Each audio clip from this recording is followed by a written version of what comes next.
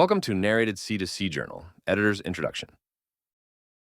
Art class was once among the most straightforward high school courses to teach.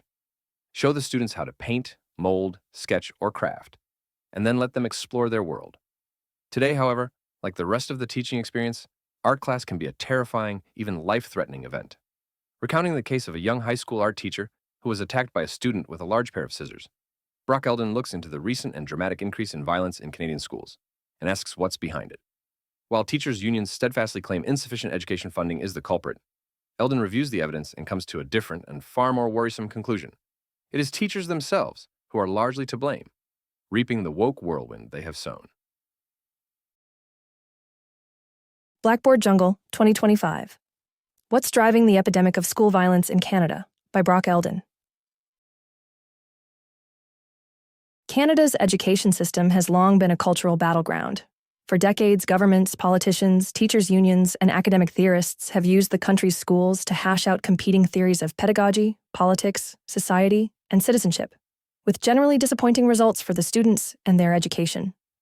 More recently, however, schools have also become a literal battleground. What follows is one of many grim tales from the front lines. In 2023, Cassie was a newly minted teacher working for the public school board in a mid-sized Canadian city. At her request, C2C Journal has withheld her real name and location as her case is ongoing. Among her areas of specialty was a grade 12 course called English and Art.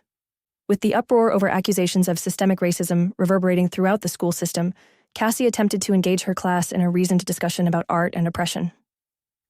I was trying to push back against this idea that Black people are always at the top of the so-called victim hierarchy, she recalls in an interview. I wanted to show that it was more complicated than that. Oppression isn't this fixed ladder. In leading this discussion, Cassie was aware that one student in her class came from a family of outspoken Black activists and likely disagreed with everything she was saying. At first, he just sat there taking it in.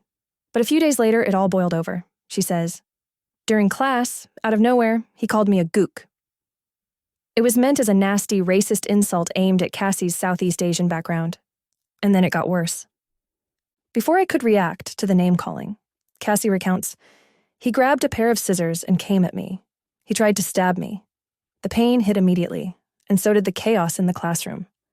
Students were screaming, chairs were scraping, noise was everywhere. Amid the mayhem, the other students retreated to the outer walls of the classroom, away from the violence.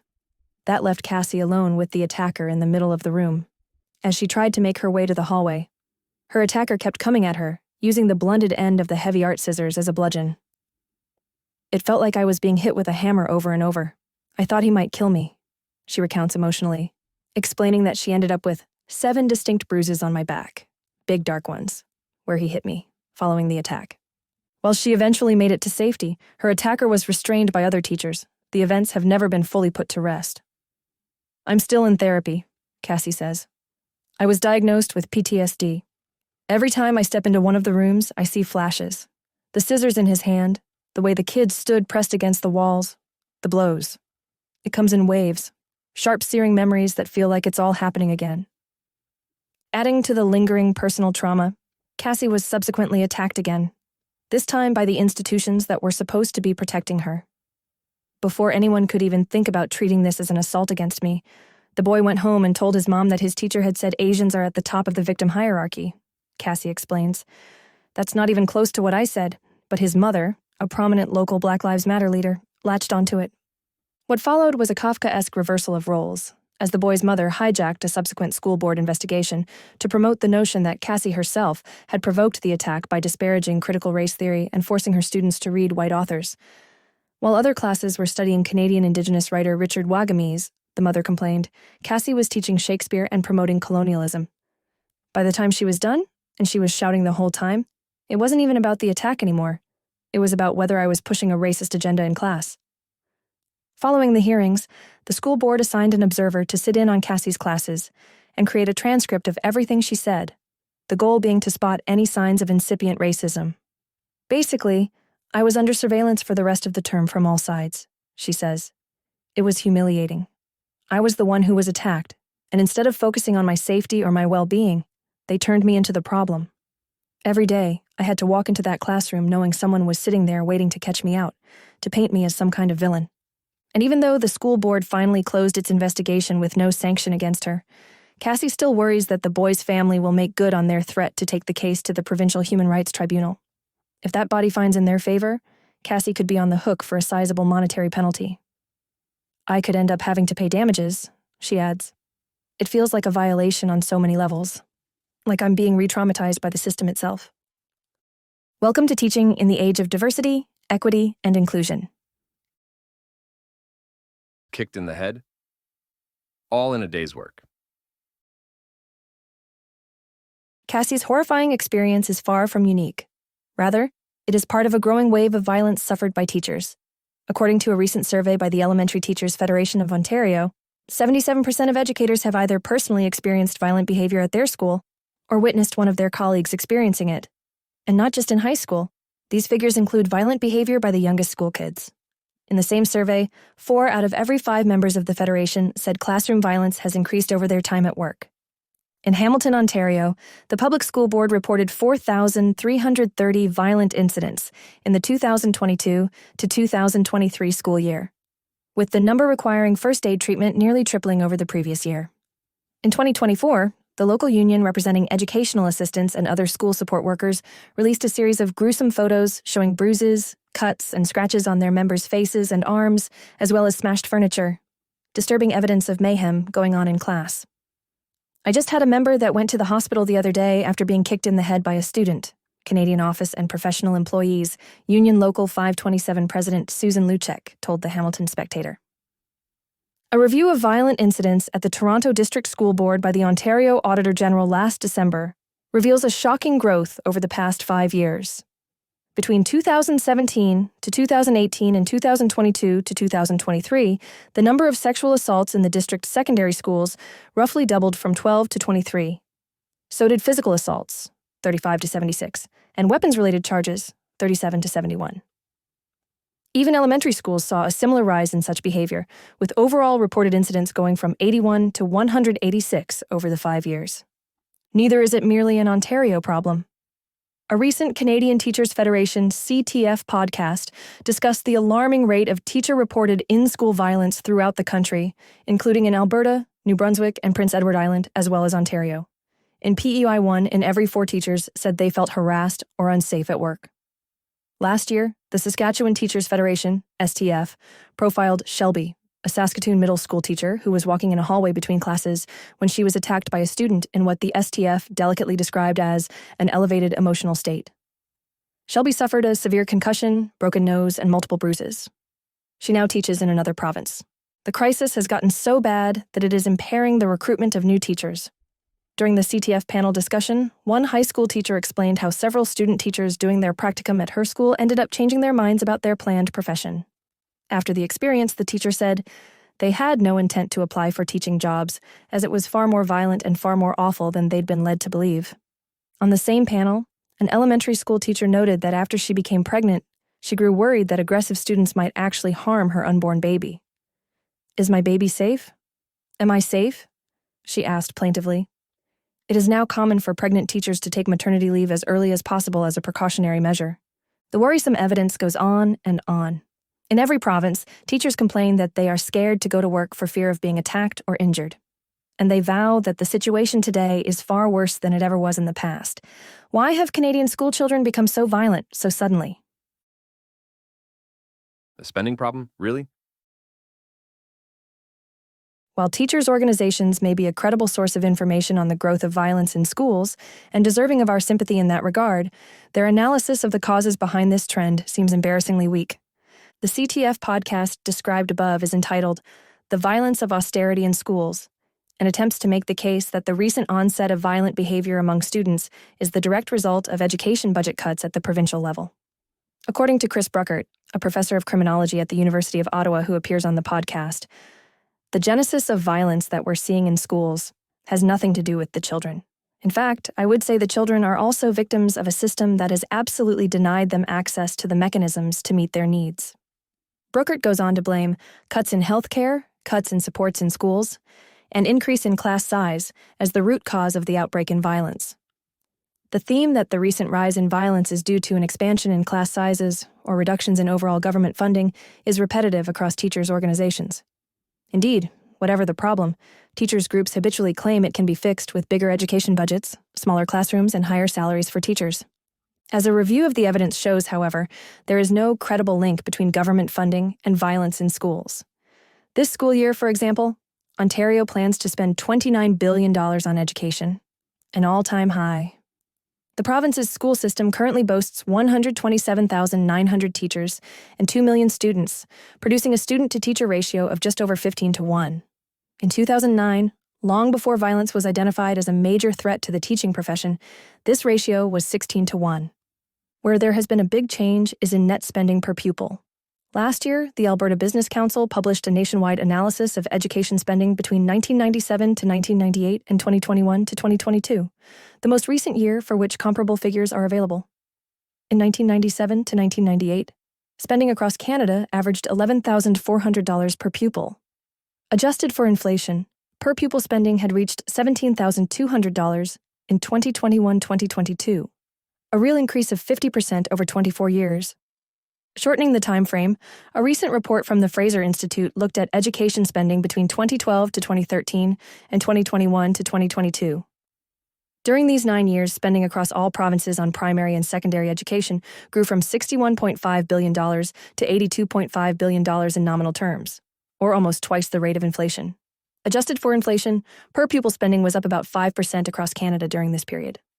Based on the available data, the trajectory for education budgets and per-student funding is up, up, up. Clearly, something other than government spending is to blame for the recent outbreak of violence. Could it be what's going on in the classrooms? From teachers to oppressors. Teachers in every province say that violence is increasing in schools, observes John Hilton O'Brien, Executive Director of the Alberta-based education lobby group Parents for Choice in Education. Why is this happening now? What has changed? His questions are entirely rhetorical. We know precisely what has happened, Hilton O'Brien observes. It's because the people running our schools are working very hard to demonstrate their commitment to ideologies that are not related to education effectiveness.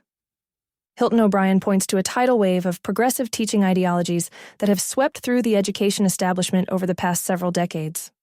This movement has taken different forms and gone by different names. But in general, it promotes the advancement of low-income and poorly performing students, and by doing so diminishes merit-based accomplishment, and seeks to upend traditional methods of teaching.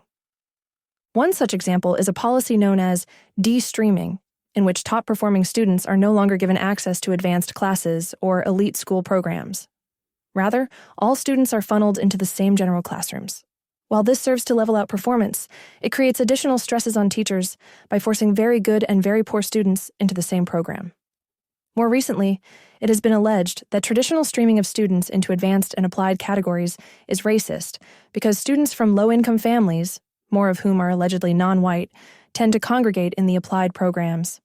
Student-centric learning and unschooling are two other variants of this general trend.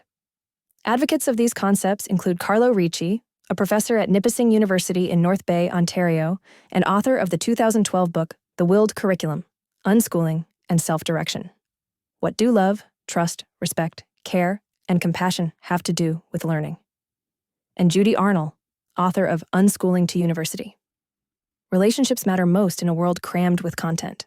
In contrast to conventional education theory that places the teacher at the front of the class as an instructor and disciplinarian, unschooling encourages students to view their teachers as peers rather than authority figures.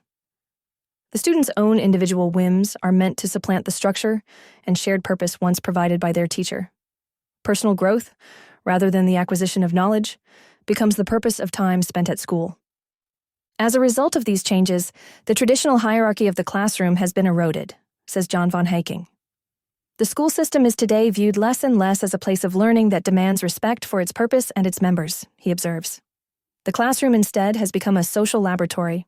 Von Haking is a professor of political science at the University of Lethbridge in Alberta and a board member of the Calgary Classical Academy CCA, a private charter school serving kindergarten to grade 9 kids based on the classical liberal precepts of virtues, knowledge, and habits befitting free citizens.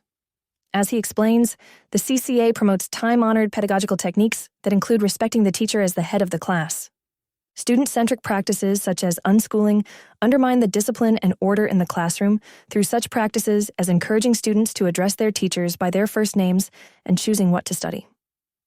But what was once a gradual diminution of hierarchical structure and pedagogical coherence accelerated sharply in 2020, following the police killing of George Floyd in the U.S., and the subsequent society-wide adoption of radical concepts such as critical race theory, CRT, and diversity, equity, and inclusion, DEI.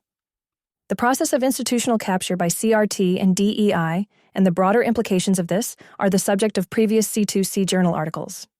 In a very short time, these theories have become firmly embedded throughout the school system and its method of reward. Being a passionate exemplar of the woke ideology has become a pathway to advancement for educators, says Hilton O'Brien, and this is having a significant impact on experiences in individual classrooms. Student takeover. Based on perceived or alleged power imbalances, DEI and CRT sort all people into the binary categories of victim or oppressor, notes Hilton O'Brien. DEI is a game that fosters resentment and division, a dynamic that encourages hostility and weakens classroom authority, he says. And the primacy of DEI ideology in Canadian schools has created a cascading series of problems for the relationship between teachers and their students. First, asserts Hilton O'Brien, it opens the door to students claiming victimhood just by being in a classroom. It doesn't take a perspicacious student very long to realize that it is the teacher and administrators who have the power, he notes. This makes it possible for the student to take on the identity of a member of an oppressed group, rather than a pupil who is there to learn from and follow the proper instructions of educators. Rebelliousness naturally follows. The many teachers who have taken to actively promoting DEI and CRT concepts in their classrooms are essentially undercutting their own status and authority. This not only erodes their classroom position, it can also trigger other unintended consequences. A teacher might feel that she can take some liberties with discipline for certain students as a way of furthering their social justice goals or demonstrating a commitment to DEI objectives, adds Hilton O'Brien.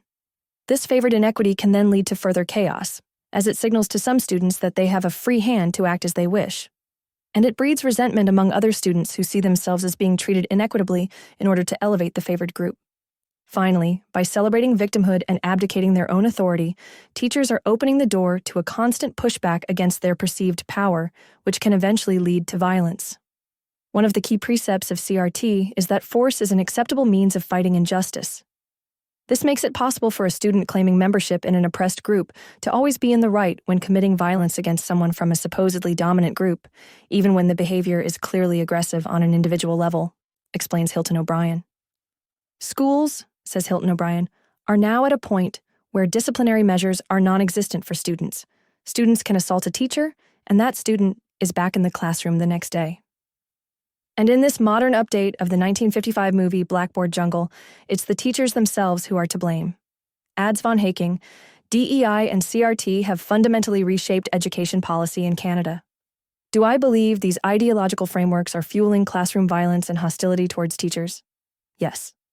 And note well that the 5-year time frame for this rise in school violence, as documented by the Ontario Auditor General among others, fits neatly with the rapid rise of CRT and DEI ideology since 2020. Ideology trumps reality. With the recent rash of violence in schools likely being due to the infiltration of DEI and CRT policies throughout Canada's school system, there is unfortunately no immediate prospect for improvement. Even teachers, who have ironically become the victims of their own commitment to victimology, seem incapable of properly recognizing the problem, let alone advocating for measures that would fix it.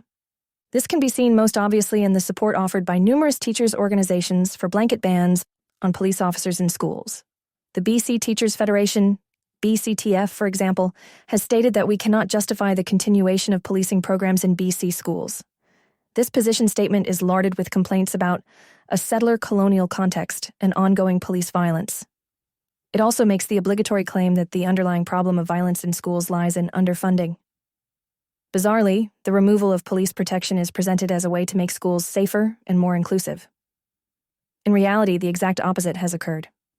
At what point will the BCTF realize that the removal of school safety officers coincides neatly with the dramatic increase in student violence and the terror experienced by their own members on a daily basis?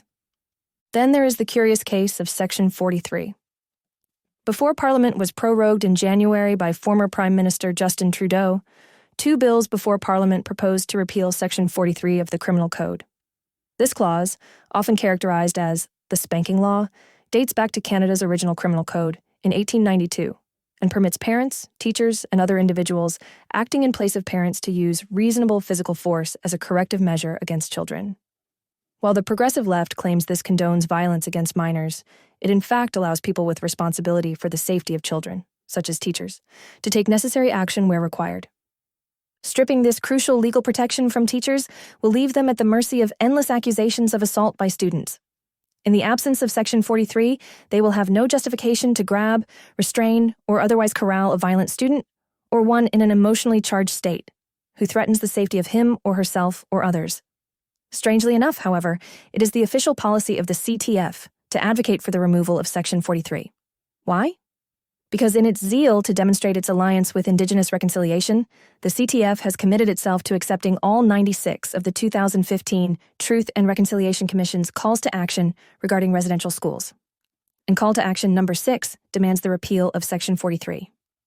To square this impossible circle, CTF policy calls for Section 43 to be repealed, and then for the Criminal Code to be further amended to add in an identical section somewhere else, giving back teachers the protection once provided by Section 43. It is an absurd position to take, and it further reflects teachers' organizations' preference for political posturing over confronting the real issues physically imperiling their members. The cancer spreads. Alongside the violence perpetrated by students against teachers, the insidious influence of DEI and CRT within the school system is now spreading to other forms of violence and harassment. One alarming trend is the sharp rise in student-based anti-Semitism. Writing in the Epic Times, Barbara Kay notes that the TDSB reported a tripling of anti-Semitic incidents last year, including threats of violence and #KillTheJews graffiti, a direct result, Kay surmises, of a host of CRT-inspired anti-racism programs in schools that promote the victimology of Palestinians and cast Israel as an oppressor. In his own column in the Epic Times entitled Anti-Semitism in Canadian Schools, Blame Critical Race Theory, Hilton O'Brien describes the horrifying case of a Jewish high school student hounded throughout the hallways of his school by dozens of girls shouting, "Free Palestine!" and waving the Hamas flag. Hilton O'Brien draws a straight line from this sort of abuse to claims of systemic discrimination enabled by Canadian school boards' slavish devotion to CRT and DEI. We've allowed an idea into our schools and society that makes violence inevitable, he writes. Canadian Jews are the first target, but will not be its last. The woke takeover of the education establishment has also led to educational institutions abusing their own teachers, based on adherence to anti-racism ideology that casts teachers as oppressors. Cassie's experience of being forced to defend herself against accusations of racism following her school board's investigation into the attack against her is one such example. Another can be found in the horrific case of Richard Bilkstow, a former TDSB principal. Bilkstow was required to attend a series of anti-racism seminars in which he was relentlessly bullied by the DEI consultant leading the seminars. Bilkstow disagreed with consultant Kaiki Ojo-Thompson's unsupported claim that Canada is a bastion of white supremacy and colonialism, and that the racism we experience is far worse here than in the U.S.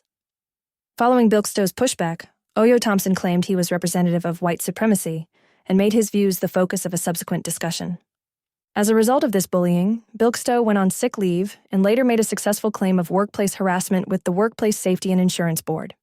Still, despite clearly being the victim, the former principal was denied further work by the TDSB, fell into a depressive state, and eventually took his own life. As Hilton O'Brien says of Bilkstow's tragic experience and terrible fate, to an alarming degree, unelected bureaucrats, such as the DEI trainers, are trying to tell highly educated professionals how to think and how to act. The results are not just bad for teachers, they can actually be fatal. If only we could do something. The 1968 dark comedy If depicts a violent student rebellion at a British boarding school. Led by a sneering Malcolm McDowell in his first movie role, a group of students confront the school leadership by seizing an old cache of weapons and spraying machine gun fire on the annual Founders Day crowd. A headmaster ventures out from behind cover to calm the scene. "Boys, I understand you," he yells to the rebels. He gets a bullet square in the forehead for his efforts. The movie was originally intended as an allegory for the social upheaval of the 1960s, but it works just as well as an example of the effects of CRT and DEI ideologies on Canada's schools in the 2020s. Having been told they are the masters of their own education and victims of an oppressive society, it should come as no surprise that many students now reject any attempt at imposing order or discipline upon them. And the inevitable result of this loss of order and control in the classroom is the rapid growth in violence directed at teachers. The violent student rebellion depicted in the 1968 dark comedy If was originally intended as a commentary on the social upheaval of the 1960s, but it works equally well as a parable about the toxic impact of CRT and DEI policies on Canadian schools today. The only viable solution is to reimpose the traditional hierarchical structure of schools. But this is made all the more difficult by the actions of so many teachers themselves, as they are the ones who have orchestrated and promoted the destructive concepts in the first place. Now, like the headmaster in If, they are finding out what it means to reap a woke whirlwind. Fixing this problem will require the root and branch removal of these poisonous ideologies from the entire education system, starting with universities and teachers' colleges and moving down to school boards, schools, and individual classrooms. Given how firmly it appears to have embedded itself and how reluctant teachers are to accept common sense evidence about the true source of their problems, this could take a very long time. And given that those few teachers who push back, even tentatively, are more likely to be abandoned or attacked by this system than praised, as the experiences of Cassie and Bilkstow clearly show, waiting for Canadian educators to reform the nation's education system on their own is clearly a fool's errand. For the moment, then, it falls to parents to correct the situation for the benefit of their own children. As Hilton O'Brien points out, 10% of Alberta students are currently studying in charter schools outside the public system, and a further 15% are on waitlists for such schools, with another 2% homeschooled. In total, a quarter of all families have either left the public system or are desperately trying to do so, he says. He figures such a mass defection from publicly run schools is without parallel in Canadian education history. Von Hiking agrees. We had a reliable education system in Canada for decades, if not centuries, he says.